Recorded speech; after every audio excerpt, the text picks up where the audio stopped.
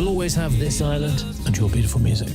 What's going on, ScreenRant? It's Liam Crowley here at South by Southwest with the cast and director of The Ballad of Wallis Island. Guys, thanks so much for popping by the studio. Thanks for having us. Thanks for having us, yeah. So I always love going into these festival films completely blind. If I'm going to screen it, I'm like, I'll do my research after I watch it, and then we'll go back and learn how you guys made this film. This started as a short film back in 2007 that you three were all a part of. Carey, you joined for the feature length. Can you just kind of tell me where the story originally came from?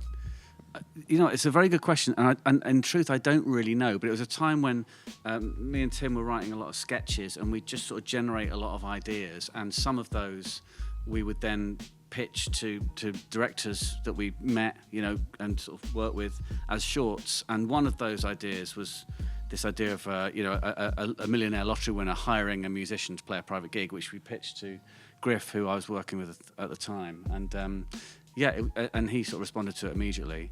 But I think, you know, at that point in our career, I think we just had loads and loads of ideas down, and we would just sort of see what stuck and what didn't. And this was just but one not of in them. a successful way. No. Sorry, yeah. But that's the point I'm trying to make, is that we would generate a lot of ideas. Most of them were terrible. We were living together and talking a lot. Yeah. Yeah. So there was a lot of We were little getting on. Oh yeah. Yeah. We always get on. But yeah, there was a lot of ideas. Yeah. But this one, luckily, was kind of just got a bit of momentum, and then we met Griff at the right time, where he got a bit more momentum, where he said, "Yeah, that sounds like a good idea." Do you remember? Did you sort of go through them with us and be like, "Not that one, not that one, not that one"? I'm trying to remember. No, I don't think so. I think it was just that one. Yeah. There you go. That's right. But we had one idea. We did some sketches, some sketch show together as well. So I was familiar with the amount of ideas. But yeah, that one was that one was the one that stuck for me. Yeah. So quantity, there was definitely quantity and occasionally quality. So we knew Herb from the short, and then we expand Herb through this movie by kind of introducing Nell into the picture. Carey, I always love when we get fictional music characters, because I feel like the lyrics that they write tell a lot about their backstory. Like, there's an implied history there, considering the relationship Nell has with Herb and with, you know, the music and the band and all that. What did you learn about her as a character through the lyrics?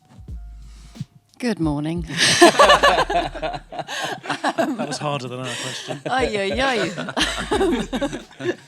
Shit. Gosh. Well, I think. How well do you remember the lyrics, Carey? Well, there's the one on the piano, you know, where you guys are revisiting a song that, you know, clearly there's history there. Totally. Yeah. And exactly. And I think there was so much. I mean, there was so much baked into the script that just felt like, you know, we didn't have to sit down and decide on like a detailed backstory, because the way that the boys had written the script, you just understood what their relationship was, what he had done, how she had taken, you know, all of that stuff was just so clear in what had been written. And I don't know, in terms of the songwriting, they were just such beautiful songs, and I think there's a private battle probably between them of who wrote what, which is the case of probably most bands ever. I think that's right. I think, but yeah, I felt the history in the story. That's what they felt like, such real people. It felt like a real relationship. It was just, all of that was just there, ready to go.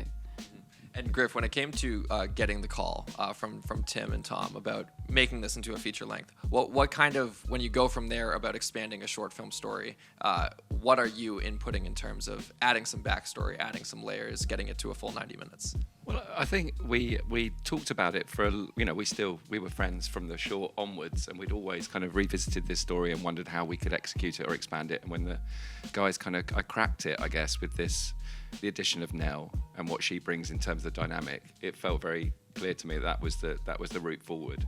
And it was kind of, when we revisited it was during COVID. I think we'd all convinced ourselves that it would be really easy to just run off to an island and shoot.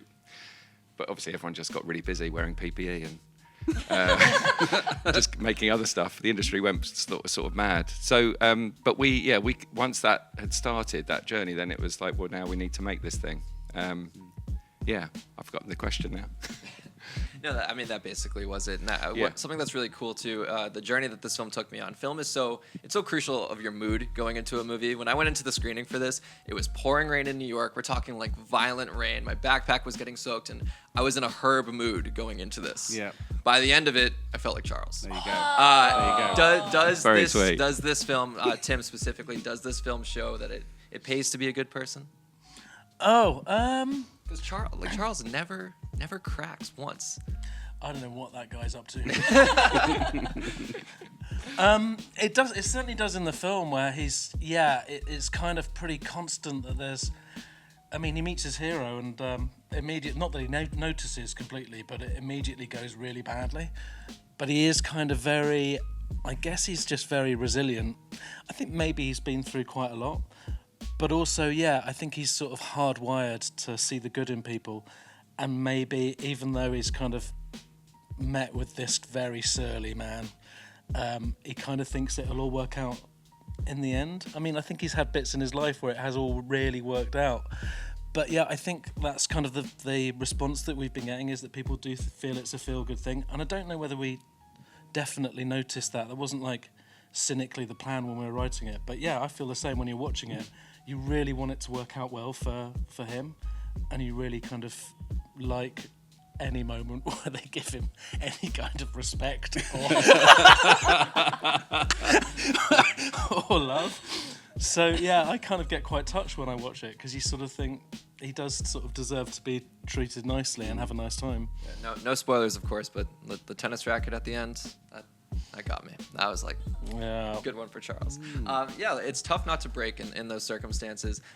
Carey, you're joining Beef season 2, which is based on season 1. Like, that is just a show about breaking, in moments of high stress. It's an anthology show, so we don't know much about what direction it's going to go for season 2. But what can you tease us about when shit is going to go sideways? It's going sideways already. It's fully sideways. I can't. I mean, it is. It's the kind of wonderful appeal of it is just it's so unpredictable, and it shall remain so.